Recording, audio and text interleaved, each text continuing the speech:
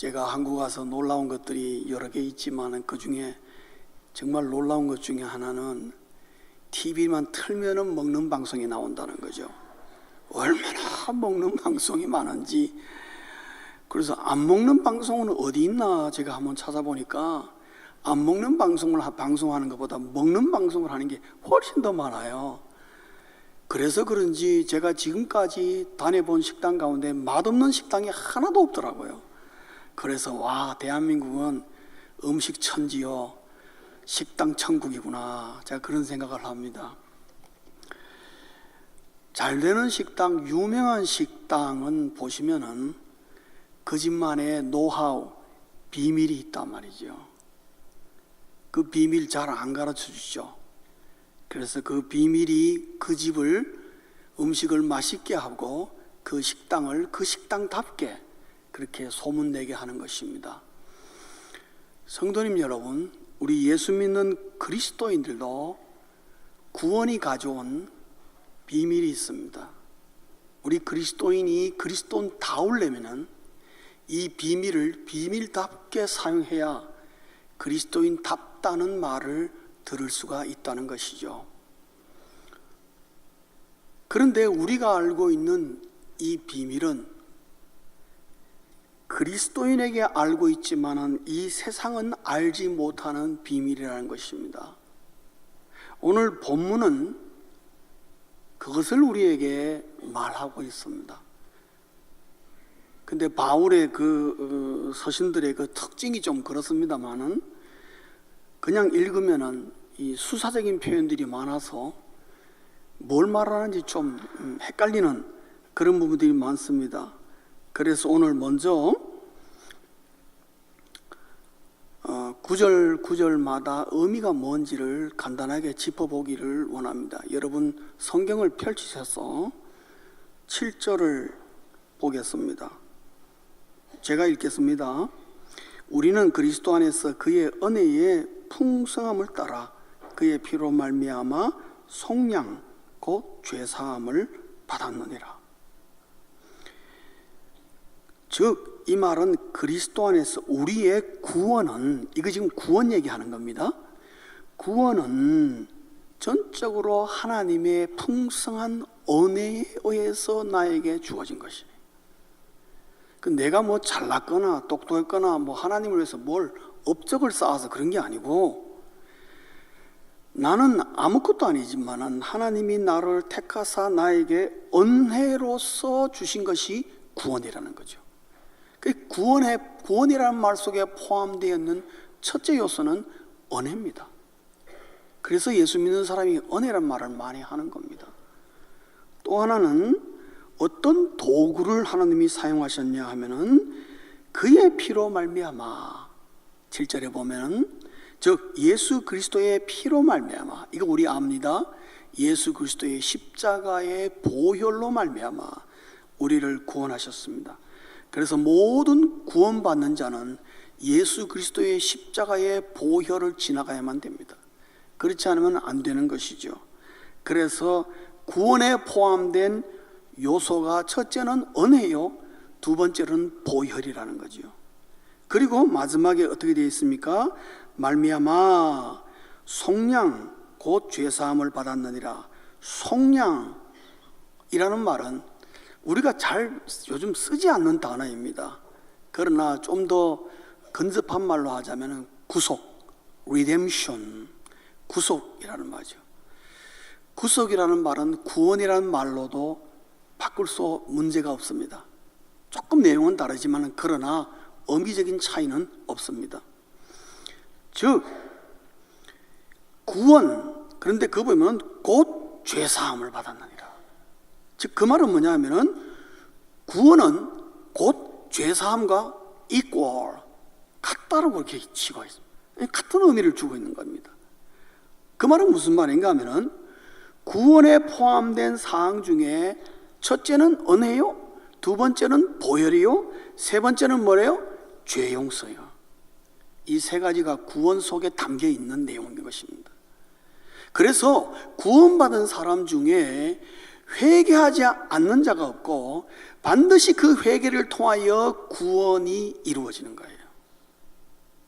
그 속에는 항상 은혜와 보혈과 회개를 통한 죄사함, 이 세 가지가 구원이라는 말 속에 담겨 있다. 7절이 그 말을 하고 있어. 즉 더 줄이면은 우리는 구원받았다. 아멘이십니까? 구원받았다. 이런 과정을 통해서.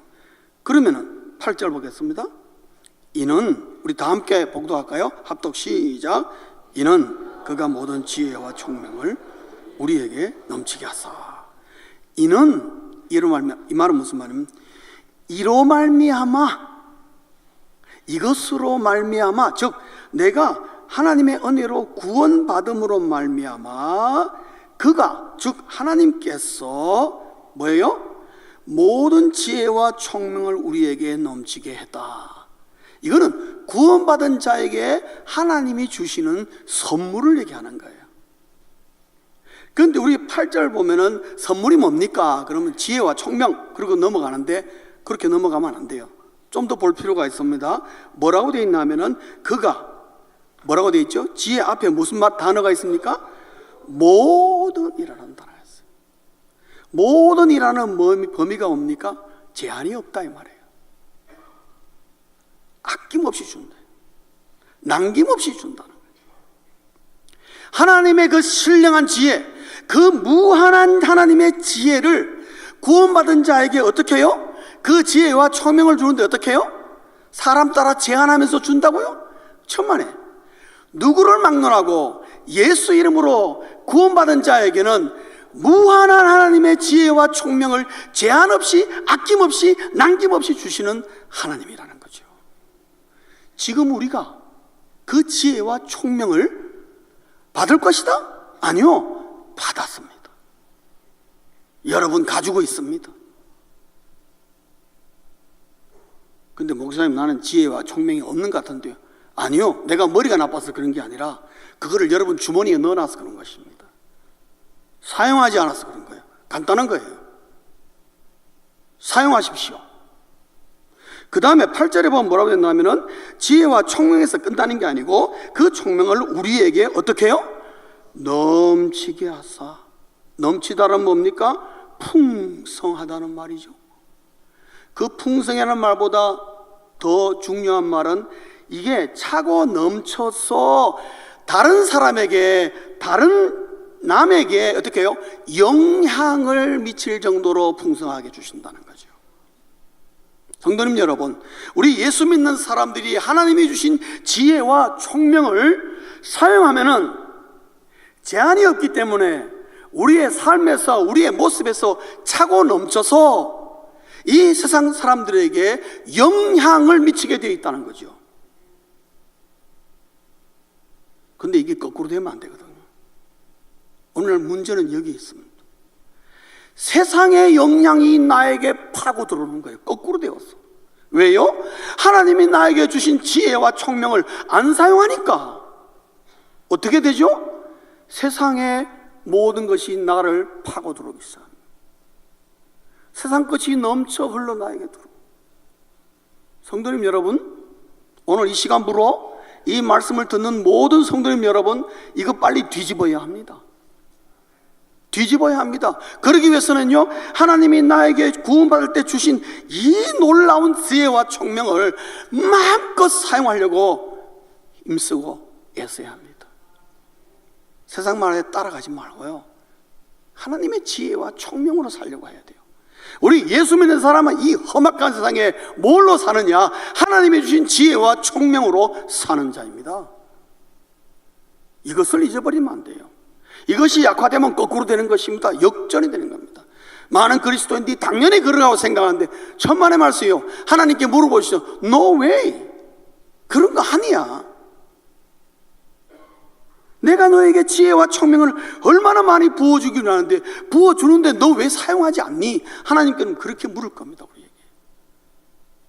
성도님 여러분, 하나님이 이미 우리에게 준 이 놀라운 지혜와 총명을 여러분의 삶의 현장에서, 여러분의 가정에서 마음껏 사용하시길 주의 이름으로 축원합니다. 축원합니다, 여러분. 그래야 우리가 이 세상을 이길 수 있는 겁니다. 그래야 우리가 이 세상에서 예수 믿는 사람다운 삶을 살 수가 있는 겁니다.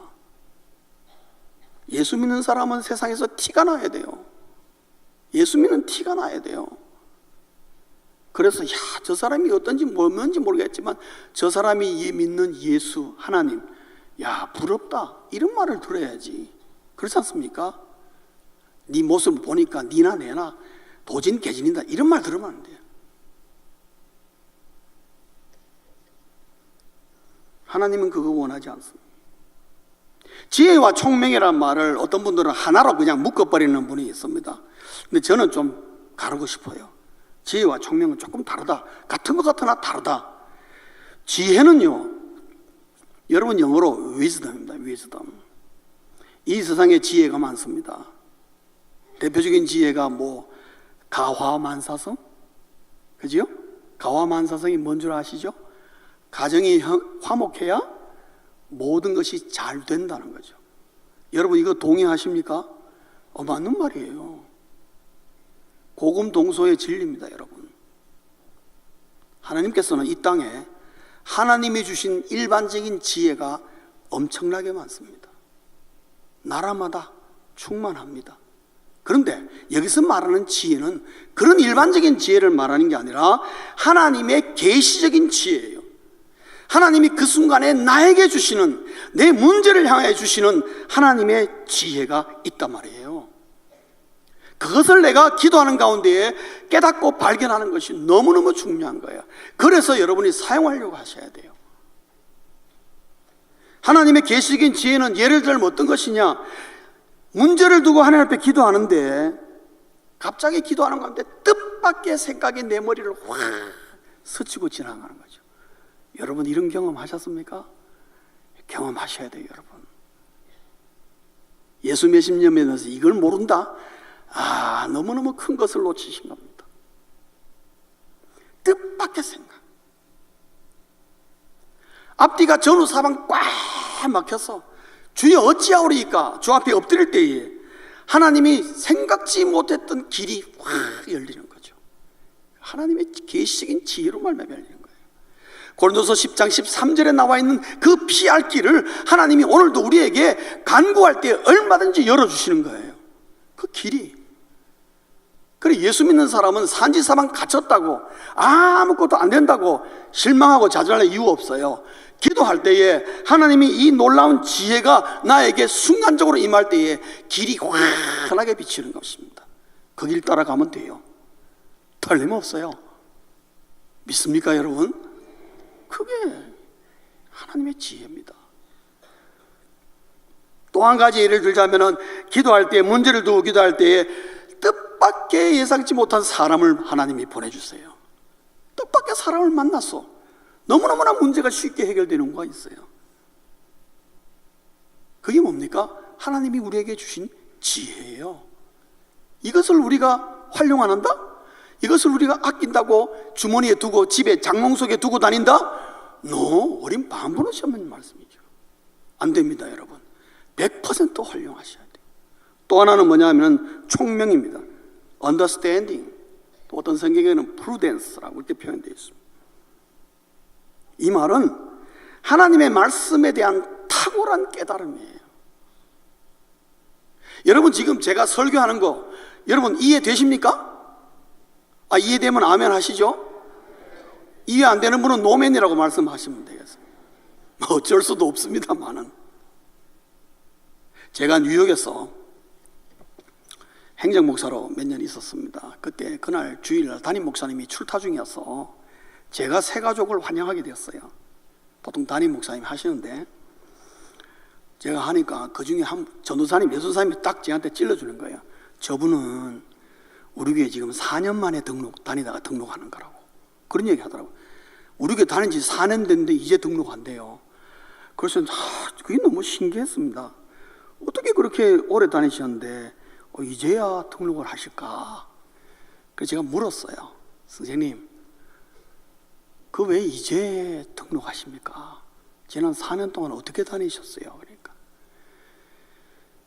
이제 자기가 교회 다닌 지 4년 됐는데 이제 목사님의 말씀이 무슨 말인지 자기 귀에 들리기 시작한다는 거예요. 이야, 놀랍죠. 예수 안 믿는 사람 교회 첫발 딱 뛰잖아요. 그날 정말 성령이 역사 안 하면요, 그 무슨 말인지 한마디도 못 알아듣습니다. 우리는 그냥 아멘 아멘 하는데 그 양반은 뭔 소리를 하는가, 이런 경우가 있습니다. 그게 참 놀라운 이 귀의 영역. 이게 총명이에요.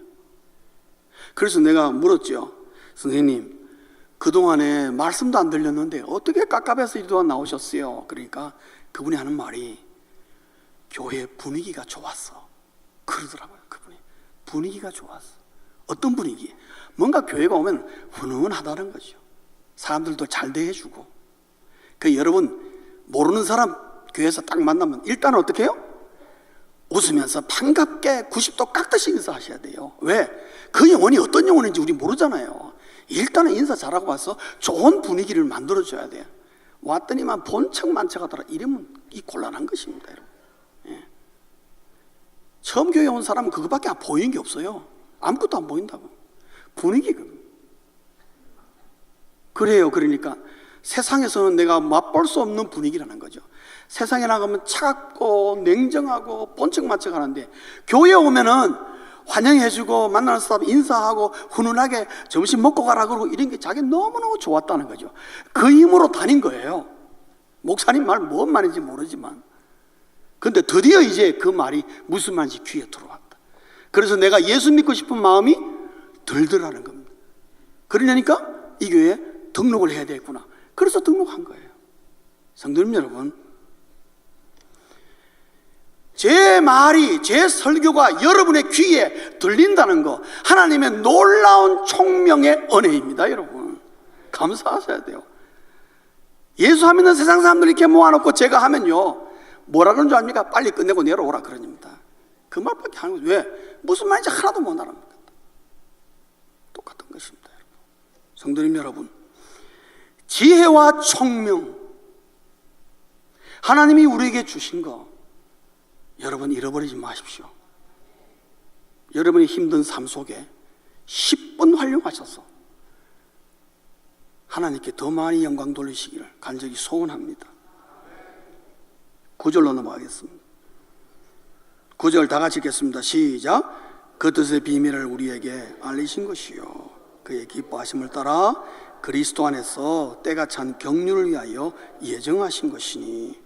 9절은요 8절로부터 흘러나오는 것입니다. 즉 하나님이 우리에게 지혜와 총명을 준 이유가 뭐냐, 뭐 때문에 주시느냐. 9절입니다. 뭐래요? 하나님이 갖고 계시는 비밀을 우리에게 알리시고자 합니다. 하나님은 비밀이 있는데 그 기뻐하심을 따라 그리스도 안에서 때가 찬 경륜, 때가 찬 경륜을 위하여 예정하신 것이니.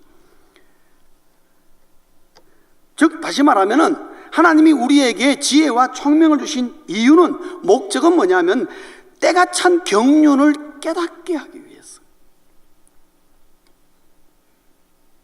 이 경륜은 무엇인가? 하나님께서 예수 그리스도를 통하여 계획하신 비밀. 여러분, 경륜이란 말은 계획이라고 이해하시면 돼요. 계획, 하나님의 계획. 여기에 9절에 예정이라는 말이 나오는데, 여기서 예정이라는 말은 두 가지로 이해할 수 있어요. 우리 한국말로는 참 이게 안 돼서, 하나는 predestined, 좁은 의미로서의 예정, 구원과 관계된 예정. 하나는 그냥 plan, 하나님의 계획이에요. 제 개인적인 생각으로는 여기서 말하는 예정이라는 것은 좀 더 포괄적인 plan, 하나님의 계획, 우주적인 하나님의 예정, plan, 그 plan을 말하고 있는 거예요.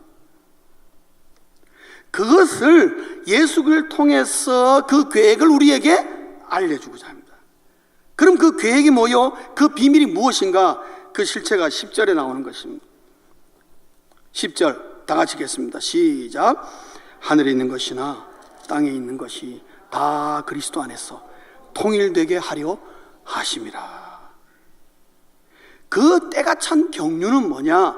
하늘과 땅, 즉 만물이 무엇으로 통일되는 것이에요? 그리스도로 통일되는 것이다. 통일되는 것이다. 그러면 여기 오늘 10절에 그리스도 안에서 통일이란 말을 좀 더 원어적으로 번역한다면 이렇습니다. 어떤 성경이 이렇게 번역되어 있는 데가 있어요. 우리 개역 성경, 표준 세번역, 우리 한글 표준 세번역도 이렇게 번역되어 있습니다. 그리스도 안에서 통일이란 말은 그리스도를 머리로 하여 통일되다. 그리스도를 머리로 하여 통일. 왜 이것이 분명한가 하면요, 여러분 1장 22절, 우리 거기서 좀 더 내려가면 22절에 보면 결론적으로 딱 얘기를 하는 게 나옵니다. 22절 우리 한번 함께 합독해 보겠습니다. 1장 22절 시작. 교회는 죄송합니다. 22절 시작. 또 만물을 그의 발 아래 복종하게 하시고 그를 만물 위에 교회의 머리로 삼으셨느니라. 그러니까 예수님이 머리 되시면 교회의 머리도 되시고 동시에 온 세상의 머리도 된다, 그 말은. 여기 머리라는 말은 뭐냐 하면은 예수 그리스도가 만물의 머리가 되는 것이 하나님의 경륜 계획인데 이것이 그리스도인들에게만 알고 있는 비밀이다. 왜? 세상 사람들은 이건 모른다는 거죠. 그리고 확실히 정리할 수가 있는 것입니다. 그 말은 무슨 말인가 하면은 만물이 그를 머리로 삼으니까 우리 모든 성도는 누구 아래 있는 것이에요? 예수 그리스도 아래 있는 것입니다. 그분이 머리가 되셔서 그분이 나를 통치하고 다스리는 것입니다. 이것이 뭐냐? 왕인 것입니다. 그리고 우리 예수 믿는 모든 사람은 누구를 왕으로 삼고 사느냐? 예수 그리스도를 왕으로 삼고 우리는 그분의 왕국의 뭐예요? 백성이라는 거죠. 여러분 예배 시작할 때 찬양하셨죠? 예수 우리 왕이요. 아무 생각 없이 찬양하셨습니까? 예, 오늘부터 생각 바로 잡으셔야 돼요. 우리는 그리스도의 왕국에 사는 왕의 백성이에요.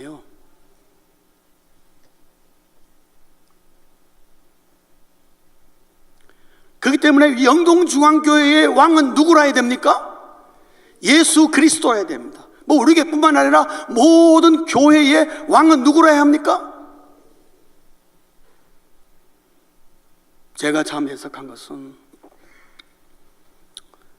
많은 하나님의 교회가 왕을 잃어버리지 않았나, 저는 그런 생각을 합니다. 너무 속상합니다. 다른 피조물이 왕 노릇하는 교회가 적지 않다는 거죠. 여러분 이거 우리 분명히 하셔야 됩니다. 하나님의 종을 여러분의 왕으로 삼지 마십시오. 어떻게 종놈이 왕이 됩니까? 말도 안 됩니다. 왕국의 왕은 바뀌지 않습니다. 바뀌는 법이 없습니다. 여러분 이시조선 500년, 그죠? 500년 맞습니까? 이시조선 500년에 누가 조선의 왕이었습니까? 어떤 성씨를 가졌죠? 이시가 아닌 다른 성을 가진 사람이 왕이 되어본 적 있습니까? 없습니다. 수많은 반정들이 일어나고 반역이 일어나고 왕권이 바뀌고 왕이 바뀌어도 역시 그 바뀐 왕도 뭐예요? 이시예요, 여러분. 김씨가 되어본 적이 없어요. 왕 같은 신하가 되기를 원했던 사람은 많지만은, 자기가 왕 이상의 권위를 누렸던 신하들이 많지만은, 그러나 자기가 왕은 되지 않았어요. 왕은 오직 누가 되어야 된다? 이시성을 가진 왕족 가운데 나와야 된다는 거예요. 그게 왕국의 개념이에요, 여러분. 기본적인 개념이에요. 그렇다면 예수 그리스도의 왕국 속에서는 예수 위에는 누가 왕이 될 수 있습니까? 안 됩니다, 여러분. 오늘 우리 한국 교우님들, 여러분들의 잘못도 커요. 저는 여기서 미국 교회하고 큰 차이점이 있다고 생각해요. 자꾸 교우들이 교회가 부흥하면은 우리 목사님 거기서 목사를 왕으로 만들어버린 것입니다. 절대 여러분 그러시면 안 됩니다. 목사는 뭐라고요? 하나님의 종입니다, 여러분. 종은 절대로 왕이 될 수 없습니다. 그런데 왜 교회가 힘들어지고 이런 서울에 있는 대형 교회들이 문제가 생기느냐? 뭐 때문에? 교인들이 목사를 왕으로 만들어서 그런 것입니다. 왕이신 예수 그리스도를 쫓아내버리고 목사를 왕으로 만들었어요. 이거 녹음하죠? 걱정스럽네. 쫓겨날까 싶어서 제가. 여러분, 안 그렇습니까? 우리 한국 교인들의 단점은 뭐냐? 목사님에게 내 신앙 모든 문제가 너무 의존돼 있어요. 절대적일 정말로. 미국 사람들은 안 그래요. 담임 목사가 바뀌고 2년 3년이 지나도 교인이 줄거나 늘지도 않아요. 다 그대로 있어요. 변동 없어요. 누가 올 때까지? 하나님께서 다음 목사님을 보내줄 때까지. 자기들의 신앙을 장로들 중심으로 해서 얼마나 잘 유지하는지 몰라요. 저는 그거 보고 정말 이거 우리 한국 교회가 배워야 된다 이거. 우리 영동중학교에 담임 목사님 안 계십니다. 안 계시니까 어쩌죠? 뽀로로 빠져나가는 게 막. 그만큼 담임 목사에 대한 의존도가 강하다는 것. 여러분이 목사님에 대해서 존경하고 영적 리더로서 리스펙트 해야 되셔야 돼요. 그 말에 순종해야 돼요. 하나님 말씀이나. 그러나 여러분 기억하실 것은 아무리 훌륭한 강단 위에 놀라운 하나님의 말씀의 선보자라 할지라도 강단에서 내려오면 여러분과 똑같은 사람이에요. 그걸 여러분들이 확실히 인식하셔야 돼요.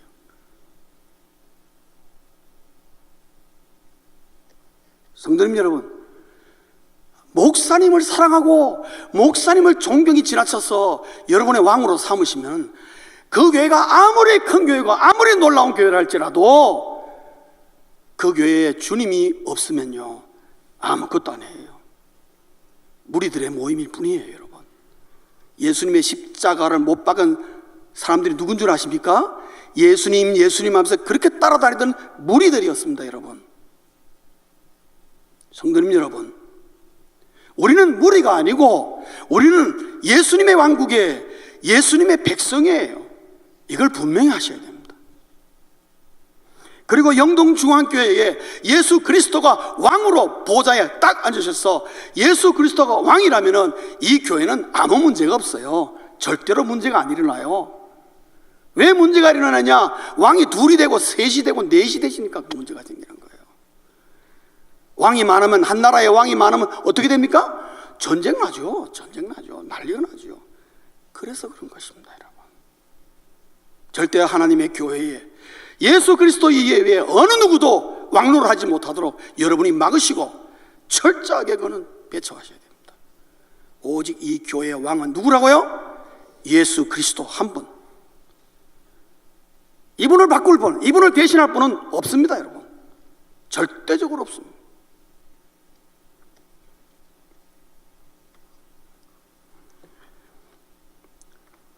그런데 우리가 참, 제가 이 번역사기의 문제인지 아니면 우리 한국 목사님들이, 신학자들이 그런지 우리 영어나든지 원어적으로 보면 분명히 하나님의 킹덤이에요. 하나님 왕국, 킹덤 오브 갓 그렇게 되어 있어요. 그런데 우리 한국 사람들은 어느 순간부터 킹덤 오브 갓을 갖다가 하나님의 나라로 이렇게 시작한 거예요. 하나님의 나라. 여러분, 하나님의 왕국이란 말하고 하나님의 나라란 말하고 똑같다 생각할 수 있습니다. 그래도 큰 그게 의미에 문제가 발생하는 건 아닙니다. 그러나 각자 우리 교인들에게 받아들이는 이미지는 다르다는 것입니다. 여러분, 왕국에는 왕이 움직이면 어떻게 해요? 왕을 만난 모든 백성은 땅에 엎드리고 그를 경배하게 되어 있습니다. 그렇죠? 그리고 그 경배가 누구에게 영광이 됩니까? 왕에게 영광이 되는 거죠. 우리가 오늘 하나님 앞에 나와서 예배하는 것은 뭐예요? 경배입니다. 누가? 예수 그리스도가 우리의 왕이라고. 그러면 이 예배의 영광을 누가 거두십니까? 예수님이 거두시죠. 하나님이 거두시죠. 근데 하나님의 나라라는 개념은요 굉장히 민주적인 생각이 들어가요.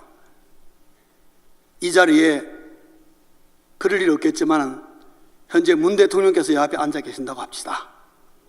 여러분 엎드려 경배하십니까? 아닙니다. 반갑다고 악수할 수 있을지 모르지만 그러나 그분을 경배하지는 않습니다. 저는 이게 좀 문제라고 생각합니다. 왜 그러냐면은 오늘날 수많은 그리스도인들이 하나님의 나라, 하나님의 나라라는 말을 계속 듣다 보니까 하나님의 왕국이란 말을 잊어버렸어요. 근데 사실 이유가 있어요. 이 왕국이란 말을 잘 사용한 이단이 있거든요. 여호와의 증인입니다. 여호와의 증인의 그 인터내셔널 본부가 어디 있냐면은 미국 뉴욕의 브루클린 허드슨강 바로 강변에 있습니다. 거기 가면 뻘건 큰 빌딩인데 그 위에 뭐라고 적혀있냐면요, Jehovah's Kingdom 그렇게 적혀 있어요. 여호와의 왕국. 그래서 여호와 증인들은 교회란 말을 안 씁니다. 그들이 집회하는 장소를 뭐라 그러죠? 왕국회관이라 그럽니다. 사실 우리가 뺏겼어요. 그건 당연히 우리가 써야 될 문제를 그들이 싹 뺏어간 거예요. 교묘하게. 여러분, 그걸 뭐 쓴 걸 우리가 어떻게 뺏어올 수는 없습니다만 그 왕국의 개념을 우리가 갖고 있어야 돼요. 나라보다는 왕국의 개념. 나라의 개념은 왕도 바뀔 수 있습니다. 그렇죠? 우리나라도 5년만 지나면 어떻게 해요? 다른 대통령으로 바뀝니다. 그 바뀐다는 개념이 우리에게 어떤 영향을 주느냐, 내 삶 속에 우리가 입술로는 예수 우리 왕이요 찬양했지만은 실제 내 삶 속에는 그 왕이 쑥 빠져나가고 내가 왕이 되어서 살 때가 있습니까? 없습니까? 수도 없이 많습니다. 우리 솔직하게 얘기해요. 예배가 끝나는 순간에 어떤 분들은 바로 바꿔치기 해버립니다. 제가 이렇게 말해도 틀림없이 아마 집에 가자마자 다 잊어버리고 내가 왕노를 하려고. 왜요? 하나님의 나라가 라는 말이 주는 부작용이 아닐까. 이건 저 혼자 생각한 거예요. 하나님의 킹덤, 하나님의 왕국 개념은 그런 거 없잖아요. 내가 어떻게 감히 왕이 돼요? 누가 왕이 돼요? 어림도 없죠. 사랑하는 성도님 여러분, 우리가 이 왕국 개념을 회복해야 됩니다. 그래야 왕국 개념이 나라라는 것과 크게 다른 건 뭐냐면은 왕권입니다. 왕권. 왕국이 훨씬 왕권이 강력합니다. 절대적입니다. 여러분 하나님의 나라, 하나님의 왕국에는요 주님이 절대적입니다. 이 영동중앙교회의 그 권위, 이 교회를 다스리는 절대적인 권위는 누구에게서 나오느냐? 예수 그리스도에게서 나옵니다. 또 그렇게 되어야 하는 것입니다. 그런데 하나님의 나라 그러면 그게 약화되는 거죠. 그래서 우리는 세상 밖에 나가 살면서 세상이 나를 왕노릇 안 하면 내가 나를 왕노릇 하는 이런 치환 현상이 일어나는 거죠. 성도님 여러분, 바로 잡으시길 주의 이름으로 축원합니다. 여러분의 왕을 빼앗기지 마십시오. 여러분의 왕을 잃어버리지 마십시오. 예수 그리스도가 우리의 왕이라고 고백했으면 여러분 삶 속에 그분이 나이가 왕으로, 그 왕권으로 나를 다스리도록 요청하셔야 됩니다.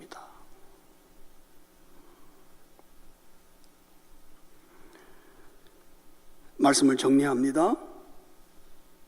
하나님은 오늘 이 말씀을 통해서 우리에게 던지는 메시지가 뭐냐 하면은, 하나님은 우리에게만 그 비밀을 가르쳐 주는 게 아니라 너희들을 통하여 온 세상 사람들이 이 비밀을 알기를 원한다는 것이죠. 이 세상이 마귀의 세상이 아니고 하나님이 창조하신 것이요 주 예수 그리스도의 왕국에 포함된 것이라는 것을 전해주라는 거죠. 알려주라는 거죠. 왜? 세상 사람들은 모르니까. 날 때부터 세상이 그랬으니까 그런 줄 알고 살지만은, 우리 예수 믿는 사람은 깨달았으니까, 이제 예수 그리스도가 왕이라는 걸 알았으니까 세상 사람들에게 선포하고 알려줘서 바로 잡아주라는 거예요. 그게 우리 성도들에게 주신 사명이에요. 그렇다면은 우리는 해야 할 일이 두 가지가 있습니다. 첫째는 내가 왕국 백성으로서 내가 바로 잡혀야 돼요. 그렇죠? 누가 나를 다스리는가? 사람은 다스림을 받지 않는 독립적인 사람 단 한 명도 없습니다. 숲속에 가서 50년 평생 돌을 닦아도 자신이 자신을 지배하지 못한다. 뭔가 새로운 것이 들어갑니다. 항상 인간은 절대 독립적. 왜? 생각하는 한 안 되는 것입니다. 누가 나를 다스리는가? 성도님 여러분, 예수 그리스도가 나를 왕으로서 다스림 받지 못한다면 반드시 여러분 세상이 여러분에게 왕노릇합니다. 그렇게 되지 않기를 원합니다. 누가 내 가정을 다스리고 있는가? 성도님 여러분, 오늘 집으로 돌아가시면 자녀들을 모아놓고 선포하십시오. 우리 가정의 왕은 지금부터 예수 그리스도다. 우리 가정의 모든 문제의 해결책은 항상 예수 그리스도의 지시를 받는다. 특별히 아버지가 그 말을 하십시오. 내가 왕이 아니다. 나는 그냥 예수 그리스도의 지시를 받아 움직이는 매니저에 불과하다. 그렇게 말하셔야 돼요. 그게 올바른 질서입니다, 여러분. 그게 왕국 백성이 사는 태도인 것입니다. 여러분의 삶의 현장도 여러분 출근하면 선포하십시오. 주 예수 그리스도여 이곳에 왕이 되어 주옵소서. 오늘도 왕으로서 이곳을 다스려 주시고 오가는 모든 사람들을 주께서 친히 다스려 주옵소서. 내가 내 왕권을, 예수 그리스도의 왕권을 회복하셔야 돼요. 내 가슴 속에, 내 마음 속에 예수 그리스도가 왕이 되어야 그 다음에 두 번째로 세상 사람들을 향하여 예수가 왕이라고 우리가 선포할 수 있는 것입니다. 그래서 우리는 KOG의 비밀 요원들이에요. KGB가 아니고 KOG, Kingdom of God. 하나님의 왕국에 우리는 비밀 요원이에요. 뭐를 품은? 예수 그리스도가 온 우주에 이 세상에 왕이심을 알려야 할, 선포해야 할 비밀 요원들이라는 거죠. 그러기 위해서는 먼저 내가 주님이 내 삶의 왕이 되실 것을 회복하셔야 돼요. 그래서 여러분의 삶이 예수 그리스도의 다스림 속에 들어가 있어야 됩니다. 그래야 온 세상에 예수가 왕이심을 여러분 삶으로 보여주시고 몸으로 보여주시고 말로 선포하셔서 이 세상에 사탄마귀가 물러가고 이 세상이 예수 그리스도가 왕이심을 깨닫게 되는 그런 일에 우리의 몫을 감당하는 저와 여러분 되시길 주의 이름으로 축원합니다.